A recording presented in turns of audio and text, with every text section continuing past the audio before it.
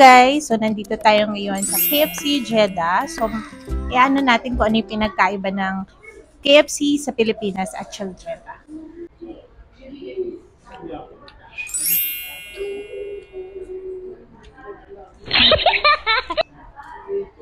Dito sa Jeddah, meron kaming garlic, ano ba to? Garlic sauce. May garlic sauce kami. Sa Pilipinas, di ba, ano siya? Gravy. Dito, garlic sauce siya.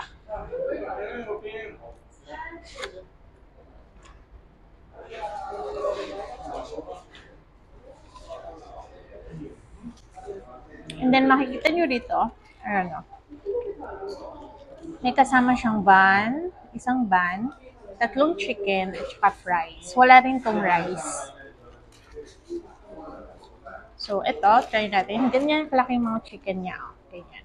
Ganyan siya. Oh my god.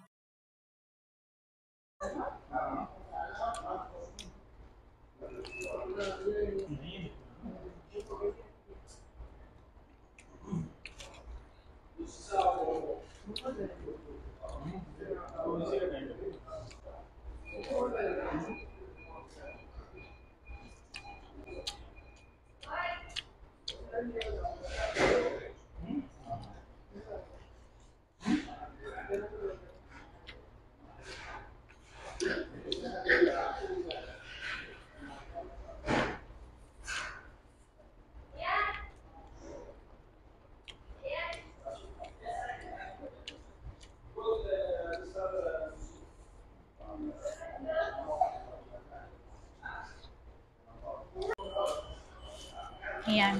Tapos may bun sila dito. Ayan o.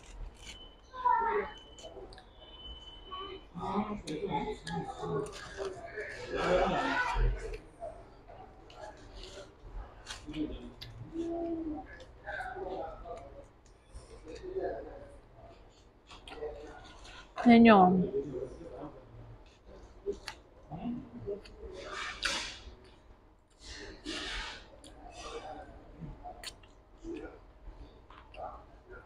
Ito yung coleslaw salad nila. Ayan siya, guys.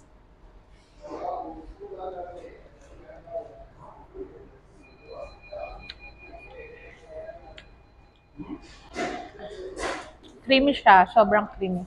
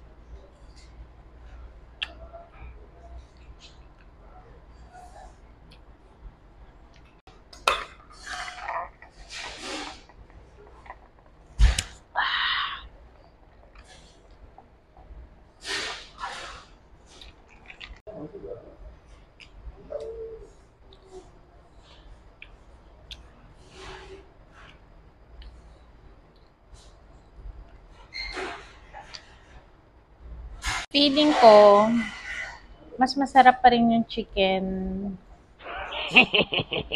dito. Kaso,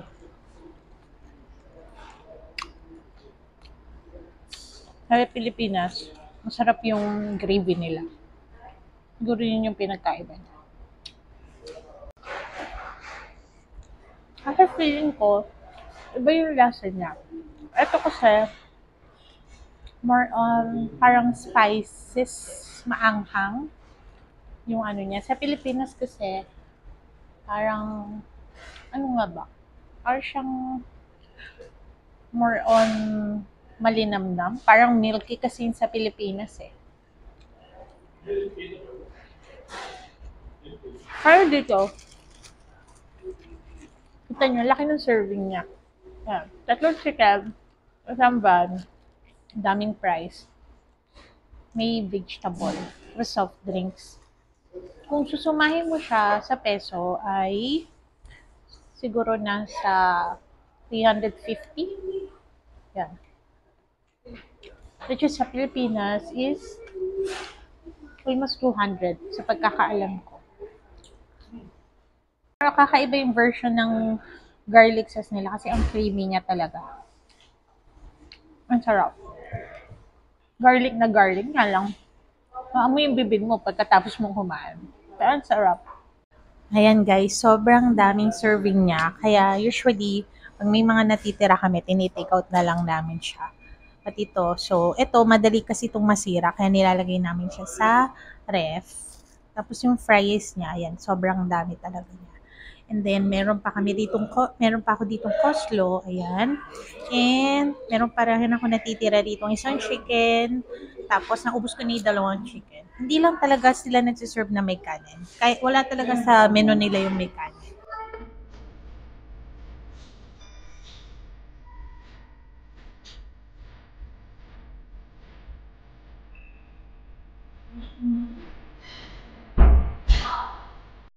Ayan, so na-take out ko na yung tira ko. So, ayan, natapos na. And thank you for watching my video.